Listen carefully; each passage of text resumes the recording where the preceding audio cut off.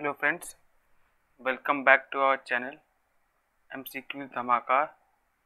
जैसा कि हम आप सब जानते हैं कि हम लोग बेसिकली अपने जितने भी जो हम लोग पढ़ाई करते हैं उसको अगर हम लोग एमसीक्यूज़ के थ्रू उसको सॉल्व करें तो काफ़ी बेनिफिशियल होगा हमारे लिए।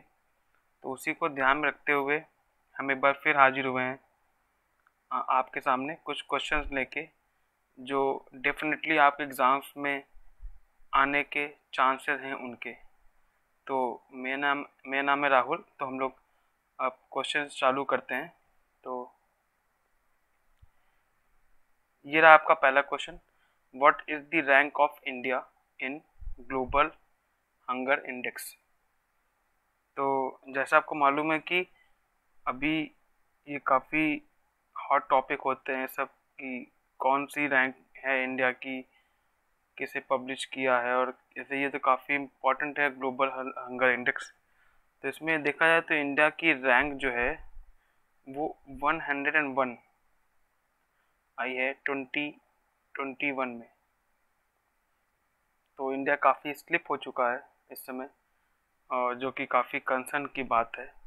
तो ये है, और इसको जो ऑर्गेनाइजेशन रिलीज़ करती है रिपोर्ट ग्लोबल हंगर इंडेक्स को, तो वो थोड़ी यूनिक है, अलग है। तो इसको आप नाम याद रखेंगे तो आपको ऑप्शंस क्लियर करने में काफ़ी इजी होगा। एक इसको है, दो है, एक यूरोपियन एनजीओ है जिसका नाम है कंसर्न वर्ल्ड वाइड।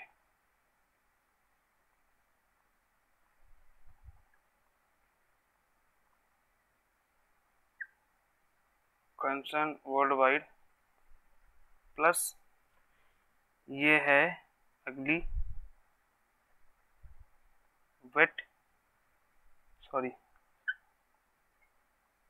वेल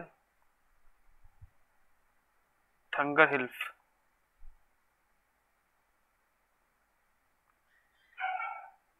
थंगर हिल्फ जैसे कि नाम से थोड़ा काफ़ी यूनिक है, काफ़ी अलग है, तो इसको हम नाम याद रखेंगे। बेसिकली यूरोपियन एनजीओ है। तो यूरोपियन एनजीओ है, वो ये रिपोर्ट रिलीज़ करती है। काफ़ी इम्पोर्टेंस है बेसिकली इसका, क्योंकि ग्लोबल हंगर इंडेक्स है, गरीबी से जुड़ी है। तो ये है, और इंडिया इस समय स्लिप हो चुका है 101 पे। तो इसको आप याद ध्यान रखिएगा, कोई भी क्वेश्चन सकता है। और एक चीज़ बताता हूँ, जो SDG का जो गोल है हमारा, सस्टेनेबल डेवलपमेंट गोल, जो 2030 तक हमने तय कर रखा है कि उसको पाना है 2030 तक, तो उसमें ये आपका गोल नंबर 2 है।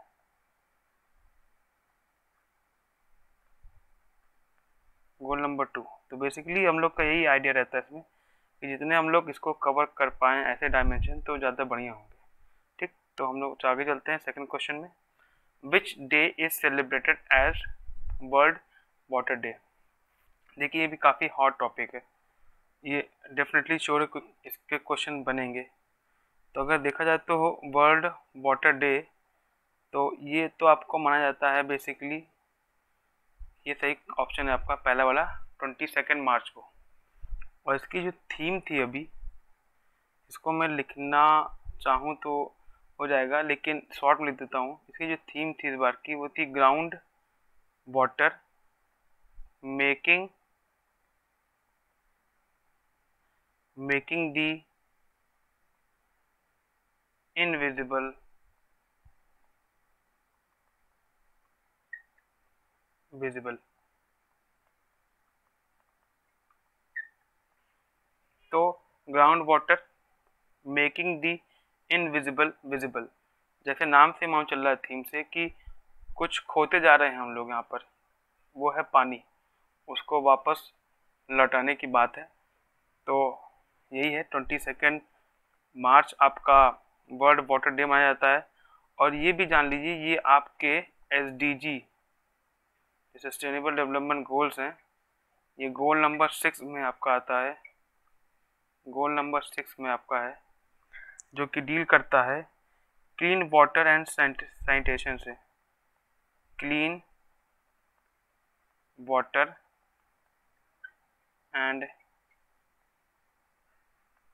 सैनिटेशन से इसे डील करता है।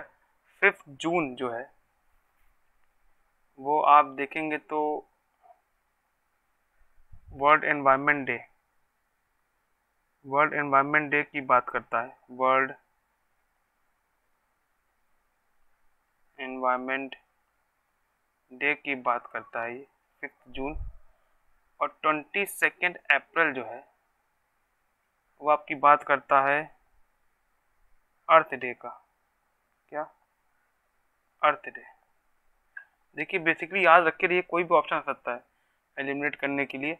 और जो 8 मार्च है वो आपकी बात करता है इंटरनेशनल वुमेंस डे की।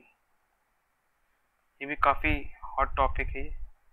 तो 22 मार्च वर्ल्ड वाटर डे, जिसकी थीम थी जो आपने लिखा ground water making the invisible visible. SDG goal number आपका ये देखा जाए तो 6 है आपका। हाँ, SDG गोल नंबर 6 है। और 5 जून आपका है वर्ल्ड एनवायरनमेंट डे से, वो भी काफ़ी इंपॉर्टेंट होता है, अभी आएगा आगे। और 22 अप्रैल आपका अर्थ डे से है। और 8 मार्च आपका इंटरनेशनल वुमेन डे से है। चलते हैं हम लोग अगले क्वेश्चन की तरफ। With which country India shares the longest border. तो ये काफ़ी थोड़ा ट्रिकी होगा जिनको नहीं आता होगा, वैसे जिनको आता होगा तो उनके लिए बहुत ईजी होगा। इसका आंसर बहुत सारे चाय लगाएंगे, लेकिन इसका सही आंसर है बांग्लादेश। इसका सही आंसर है बांग्लादेश। ये सही सीक्वेंस में लिखा गया है, जिसको आप चाहे तो याद भी कर सकते हैं कि बांग्लादेश के साथ जो हम शेयर करते हैं बॉर्डर वो 4096 किलोमीटर का है। ये हम शेयर करते हैं बांग्लादेश का। चाइना के साथ हम जो शेयर करते हैं अपना बॉर्डर वो 3488 किलोमीटर का है। आपको उसको याद नहीं करना है, बस दिमाग में रखना है, क्योंकि ऑप्शंस आ जाते हैं ऊपर नीचे तो वो सही रहेंगे। फिर आपको पाकिस्तान से हमारा जो बॉर्डर शेयर होता है वो हमारा शेयर होता है 3310 से। और नेपाल से जो शेयर होता है वो काफ़ी थोड़ा है, वो 1782। बेसिकली आपको इतना याद नहीं रखना है, बस हल्का सा दिमाग रखना है कि पहले बांग्लादेश, फिर चाइना और फिर पाकिस्तान आता है। ठीक, चलते हैं हम लोग अपने नेक्स्ट क्वेश्चन की तरफ। तो among these which national parks belong to Odisha. इनमें से जो ऑप्शन दिए हुए हैं उनमें से उड़ीसा में नेशनल पार्क कौन कौन से हैं पाए जाते हैं। तो इसमें सही ऑप्शन आपका ऑप्शन नंबर 1 और ऑप्शन नंबर 4। तो ये दोनों पाए जाते हैं आपके उड़ीसा में। कौन से? सिमलीपाल नेशनल पार्क और आपका भीतरकनिका नेशनल पार्क। देखिए याद करने पर नेशनल पार्क बहुत ही इंपॉर्टेंट होते हैं, और मैं बताया हूँ मैच द कॉलम या कहीं भी ऑड वन आउट में ये आ जाता है, तो इसको याद करना जरूरी है। तो और बाकी जो बचे हैं, एक साइलेंट वैली नेशनल पार्क है, ये आपकी पाई जाती है केरला में।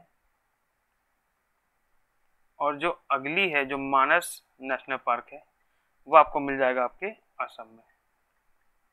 तो आपके असम के भी याद होने चाहिए नेशनल पार्क, और केरला के भी। ये दोनों हॉट टॉपिक हैं स्टेट्स के, हॉट स्टेट्स हैं बेसिकली देखा जाए तो नेशनल पार्क के मामले में, तो क्वेश्चन आ जाते हैं इससे। तो इसका सही आंसर था 2, सिमलीपाल नेशनल पार्क और भीतरकनिका नेशनल पार्क, जो कि आपके उड़ीसा में पाए जाते हैं। साइलेंट वैली नेशनल पार्क जो है आपका केरला में, और जो मानस नेशनल पार्क है वो आपका असम में आपको मिलेगा। चलते हैं नेक्स्ट क्वेश्चन की तरफ। How many world heritage sites are located in India. तो वर्ल्ड हेरिटेज साइट्स कितनी इंडिया में लोकेटेड हैं। तो इसमें देखा जाए तो इसका सही आंसर, वैसे ऑप्शंस काफ़ी टफ हैं, ऐसे ट्रिकी लेकिन आ जाते हैं कभी, लेकिन आप याद रखिए ये आंसर सही आंसर है 40। करंटली जो है टिल डेट जो है वो 40 है। आगे ऐड ऑन होगा तो देखा जाएगा, तो वो तो इंक्रीज होंगे ही होंगे। तो 40 हैं, जिनमें से अगर देखा जाए तो आपके 32 जो हैं, ये भी याद कर लीजिए, वो कल्चर हैं, वो कल्चर साइट्स हैं। 7 आपकी नेचुरल है और 1 आपका मिक्स है, जो कि इसमें कल्चर प्लस नेचुरल